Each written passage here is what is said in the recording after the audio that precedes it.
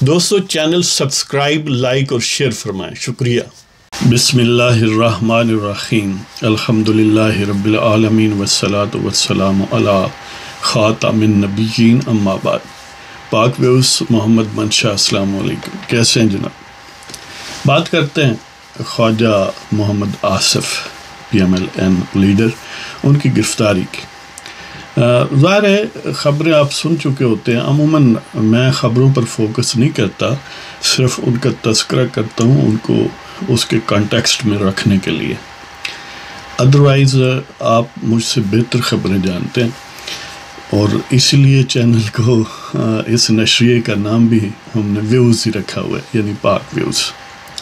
تو بات کرتے ہیں خواجہ آصف کی۔ خواجہ آصف کی گرفتاری کیوں ہوئی؟ اس سے پہلے کیوں نہیں ہوئی؟ اور اس کے اب کیا نتائج ہو سکتے ہیں؟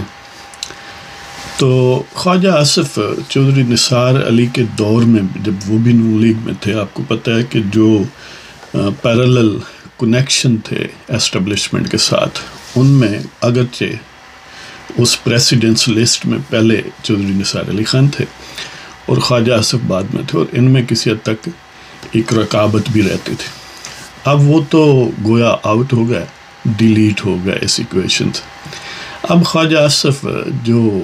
ہر پارٹی میں کچھ نہ کچھ آپ سمجھ لیں کہ لیزان پرسن ہیں ان آفیشلی، یا آپ نیگیٹیولی اگر اس کو ڈسکرائب کریں تو گویا اسٹیبلشمنٹ کے اساس تھے۔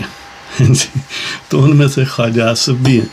اور وہ عموماً وہ اشخاص ہوتے ہیں جن کی اس پارٹی میں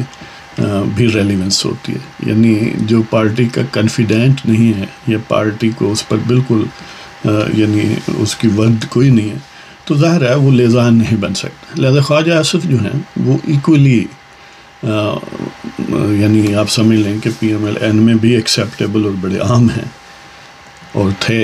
اور اسٹیبلشمنٹ میں بھی کسی حد تک، خاص طور پر موجودہ آپ کو پتہ ہے کہ باجوہ صاحب یا باجوائیت کا تعلق کسی نہ کسی حد تک سیالکوٹ یا بیونڈ وہ کہیں نہ کہیں کنیکٹ ہو جاتے ہیں۔ تو خواجہ صاحب بھی کیونکہ سیالکوٹ سے، اور یہی وجہ ہے کہ آپ کو یاد ہوگا کہ انہوں نے جب یہ ذکر کیا کہ الیکشن میں دھاندلی ہو رہی تھی اور انہوں نے گکھڑ منڈی کے ٹھگ کو یہ کہا اور دھاندلی سے بچ گئی ان کی سیٹ۔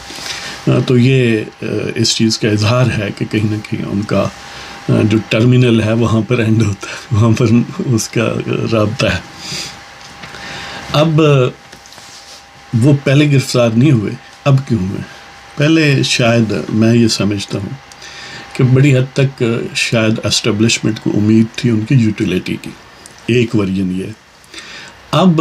کیونکہ وہ کیا کہتے ہیں کہ معاملہ بہت ہیٹ اپ ہو گیا ہے، اور اسٹیبلشمنٹ بھی اس کی ہیٹ محسوس کر رہی ہے۔ جب اسٹیبلشمنٹ میں کہتا ہوں تو اس سے مراد اس وقت گکھڑ منڈی کا ٹھگ اور اس کا دست راست فیض آباد کا بے فیض شخص، اور ان کا لے پالک جو نوسر باز ہے بنی گالہ میں بیٹھا ہوا ہے، یہ سارے مراد ہیں اپنے مراتب کے حساب سے، یعنی پہلے گکھڑ منڈی کا ٹھگ، پھر بازوئے خاص فیض آباد والے، اور پھر لے پالک صاحب جو بظاہر جو فساد۔ تو خواجہ صاحب کیونکہ پہلے یعنی کسی حد تک اسٹیبلشمنٹ کو ان کی یوٹیلیٹی چاہیے تھی،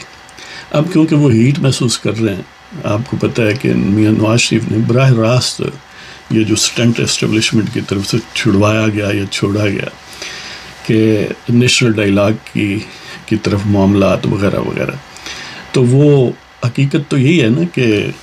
جب اپوزیشن کوئی اسٹیم پک کرتی ہے، جب معاملات جو ہیں وہ گرم ہوتے ہیں، تو اسٹیبلشمنٹ مینیپولیشن سے، سٹل مینوورنگ سے اس کو گویا غیر مؤثر کرنے کی کوشش کرتی ہے۔ تو اسی طرح کی یہ بھی معاملہ ہے، اور میاں صاحب نے اس کو نیشنل ڈائیلاگ نام نہاد جو ہے، یعنی گویا دوسرے لفظ میں انہوں نے کہا کہ اس کا استعمال کر کے بنیادی طور پر اسٹیبلشمنٹ یا ان کا لے پالک، یہ دونوں جو ہے وہ NRO چاہ رہے ہیں PDM سے۔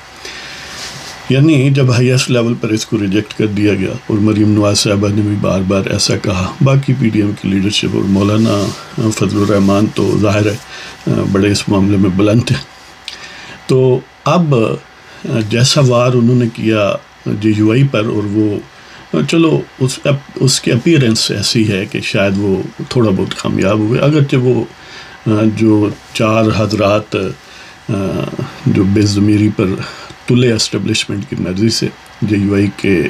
پیٹھ پہ چھرا گھونپنے کے لیے، وہ پڑے ہوئے خط ہیں یا وہ اٹھے ہوئے کارتوس، ان کی کوئی خاص یوٹیلیٹی نہیں ہے، سوائے یہ کہ اس وقت کیونکہ وہ پرو اسٹیبلشمنٹ یا طاقتور لوگوں کے گماشتے کی ایسے ہوں گے، تو ان کو تھوڑی بہت لائم لائٹ وغیرہ جو ہے وہ ملے گی، اور اپنے قد سے یا سائز سے وہ بڑا نظر آئیں گے، ادروائز آن گراؤنڈ پولیٹیکل ورد نہیں ہے ان کی، یعنی وہ کوئی مولانا کو یا جے یو آئی کو ڈینٹ نہیں ڈال سکتے۔ اس طرح کی کوشش نون لیگ میں ہو چکی، نون لیگ میں جو ڈیڈ ویٹ تھا، جو سمجھ لیں کہ لیئرز کمزور تھیں، وہ کچھ پری الیکشن ڈیز میں محکمہ زراعت نے اتار لی،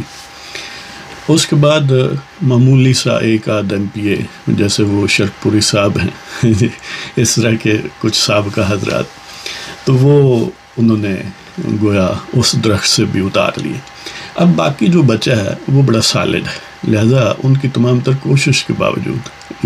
وہ ٹوٹ نہیں سکا، اتنا بھی نہیں ٹوٹا کہ جتنے جے یو آئی سے وہ چنک بازار لے چکے ہیں، اس لیے شاید یہ یہاں سے چنک جو آنا تھا وہ بہت پہلے چلا گیا۔ ہم تو بظاہر یہ سمجھتے تھے کہ جے یو آئی میں اتنا ڈسپلن ہے اور اتنی وہ ڈیووٹڈ ہے اس کی لیڈرشپ یا جو بھی اس میں اسٹالورٹس ہیں، اسٹیبلشمنٹ ان کو ڈینٹ نہیں ڈالے گی، اب بھی ڈالا نہیں ہے سبسٹانشل وے میں، لیکن چلو میڈیا گمک کے تو ہے، لیکن دوسری طرف نون لیگ پر جب وار کیا تو وہ نتائج برآمد نہیں ہوئے، تو انہوں نے گویا اپنا آخری اثاثہ بھی جلا دیا، خواجہ آصف کو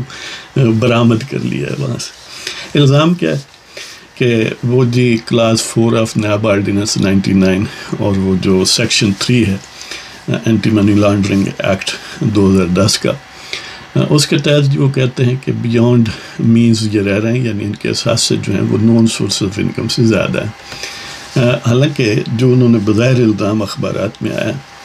کہ وہ کہتے ہیں کہ 1991 میں ان کے اثاثے 5.1 ملین تھے، اب وہ کہتے ہیں کہ کوئی 221 ملین، 27 سال گزر گئے، 27 نہیں بلکہ 29 سال گزر گیا، اگر 2018 کی وہ فگر لیں تو پھر 27 سال۔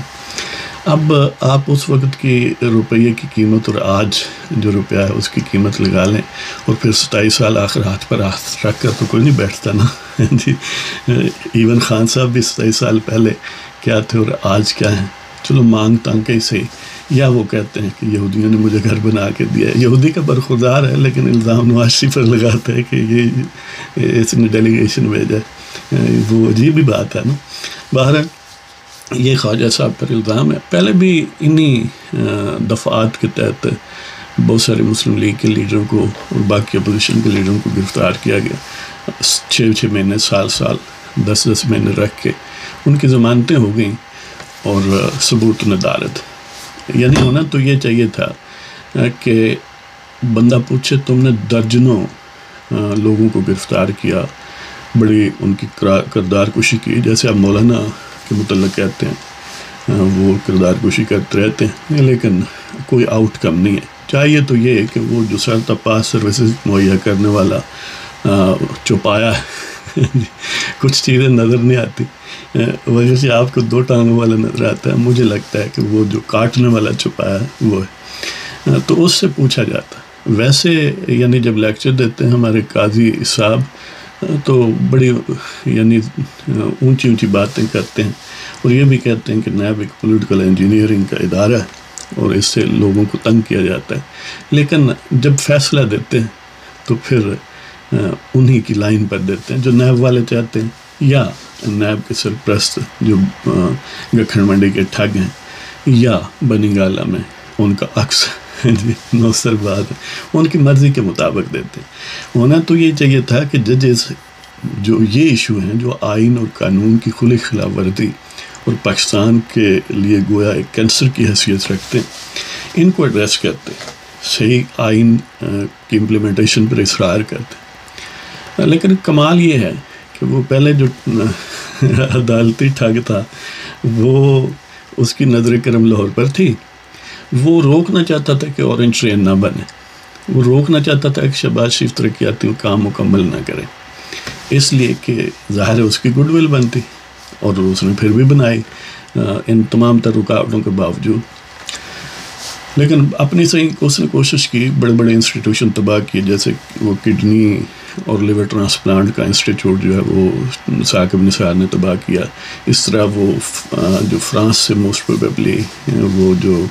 یعنی ایک پاکستانی انویسٹر آئے تھے، انہوں نے بھی ہسپتال اور ان کو ہاتھ کڑیاں لگائیں، وہ مسکین روتا پھرتا ہے. اس طرح اب جو جن کو میں نے کسی پروگرام میں بابا ٹرین شاہ کہا تھا، وہ ایک تو ٹرین پر فوکس کرتے ہیں، ان کا جو مرکز شکل ہے نا عدالتی وہ کراچی ہے، لہذا وہ اکثر کراچی رجسٹری میں نظر آتے ہیں. اور اب وہ گویا اینٹی انکروچمنٹ افسر کی حیثیت سے کام کرتے ہیں. چیف جسٹس وہ جو کراچی میٹروپولیٹن کارپوریشن ہے اس سے تجاوزات ہٹانے کے لیے اب ان کی ساری عدالتی جو فوکس ہے وہ وہاں پر ہے. یعنی جو کام کرنے والا ہے وہ نہیں کرنا ادھر، بس ویسے ہی وہ یعنی کام جو ہے وہ بوٹوں والوں کے ذمہ ہے، بس جو وہ کہیں آمنا و صدقنا. لیکن اپنی پریزنس شو کرنے کے لیے، نیوسنس ویلیو بنانے کے لیے سویلین سیٹ اپ کو تنگ کرنا. یعنی اب مراد علی شاہ کو بلاؤ، یہ کرو وہ کرو، حالانکہ ان کو چیف منسٹر بنا دیا جائے ٹرین شاہ کو، تو یقین کریں پھر بھی وہ نہیں معاملات حل ہوتے، اس لیے کہ وہ بہت ہی پیچیدہ ہے. اور پھر جب ایک پوری اسٹیبلشمنٹ حکومتوں کو ناکام بنانے پر تلی ہوئی ہو اور ظاہر ان پلانڈ انداز میں پھیلایا گیا ہے شہر، اور اس پر بہت گہرے زخم لگائے گئے ہیں اور ان ٹھگوں نے لگائے ہیں بوٹوں والوں نے، جب مشرف صاحب جو ہیں وہ اس ملک کو ذبح فرما رہے تھے. ویسے تو ہمیشہ ہی، لیکن خاص طور پر وہاں خاصا انہوں نے کام کیا. تو بہرحال یہ اسباب ہیں خواجہ صاحب کی گرفتاری کے کہ اب اسٹیبلشمنٹ ہیٹ محسوس کر لیے. انہوں نے لاسٹ ساسوں کو بھی کہ تمہاری یوٹیلیٹی کیا ہے اگر تم نے کچھ بھی نہیں کرنا تھا. اور پھر خان صاحب کی بھی دیرینہ خواہش ہے کہ خواجہ صاحب کو بھی، باقی تو کم و بیش سارے لیڈروں کو گرفتار کر لیا، ان کو بھی کرنا چاہیے تھا. اب کیونکہ گکھڑ منڈی کا ٹھگ جو ہے اس نے شاید تھوڑا لوز کر دیا، چلو تسی کر لو شرارت ہے اس لیے. اور پھر یہ ہے کہ یہ جو پی ڈی ایم کی موومنٹ ہے اس کی جو سمجھ لیں مومنٹم ہے اس کو ریڈیوس کرنے کے لیے. لیکن اس کا ایک نتیجہ بڑا پازیٹیو ہے خواجہ صاحب کے لیے. جو لوگ نیگیٹیولی ان کو ڈپکٹ کرتے ہیں کہ دیکھیں یہ اسٹیبلشمنٹ کے ساتھ راو رسم رکھتے ہیں، اب وہ الزام تو دھونے کے قابل ہیں. وہ کہیں گے نا جس طرح شہباز شریف کے متعلق، اب وہ پابند سلاسل ہیں، یہ بھی پابند سلاسل ہیں. اب بندہ پوچھے اگر اسٹیبلشمنٹ کے ہوتے تو جس طرح نو سر باز بنی گالا اور اس کے آشیہ بردار ہیں، اس طرح وہ بھی آزاد ہوتے. تو اس کا مطلب یہ ہے کہ ان کا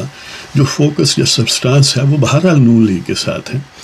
ہاں یہ ایک پریکٹیکل یا پریگمیٹک اپروچ ہے اور موسٹ پروبیبلی کہیں نہ کہیں ٹیسٹ اپروول کے ساتھ. تو اس وجہ سے وہ بھی ایک طرح کی سروس ہی ہے، اس لیے کہ کہیں نہ کہیں انٹریکشن تو بہرحال ہونا ہوتا ہے. تو اس کے ساتھ ہی آپ کی اجازت چاہتا ہوں. اگر آپ کو پروگرام پسند ہو سبسکرائب کریں، شیئر کریں، لائک کریں. اجازت دیں جناب، خدا حافظ.